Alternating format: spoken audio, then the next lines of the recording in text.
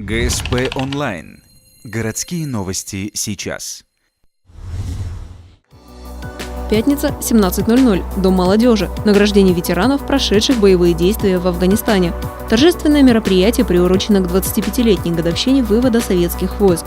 Только из Ухты на эту войну были отправлены 319 человек. 7 из них так и не вернулись домой. За 10 лет, что советские войска находились на территории Афгана, армия потеряла в боях 15 тысяч человек. Ухтинцы, которые прошли эту войну и вернулись на родину, не пали духом, а напротив, закалили свой характер. Эти люди, они с честью показывают себя на предприятиях, они ведут патриотическую работу среди молодежи и населения, выступают в школах, на каких-то мероприятиях. То есть люди не потерялись, они не забыты. Они участвуют в политической жизни, в общественной жизни города. И в такие вечера, в такие праздники мы встречаемся с ними, разговариваем, ведем беседы, вспоминаем наше афганское прошлое. Ухтинцам, воевавшим в Афганистане, вручают медали и памятные подарки.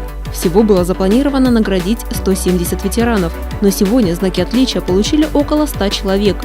Как пояснил начальник отдела военного комиссариата Сергей Меньшиков, не все ветераны по разным причинам сегодня смогли присутствовать на церемонии, но они обязательно получат свои награды. Афган – это особая страница в истории нашей страны, судьбе нашего народа. На войну уходили молодые парни, но вернулись мужчины, прошедшие сквозь огонь и воду. Гордые сыны своего отечества проявили верность родине и показали высокий образец мужества.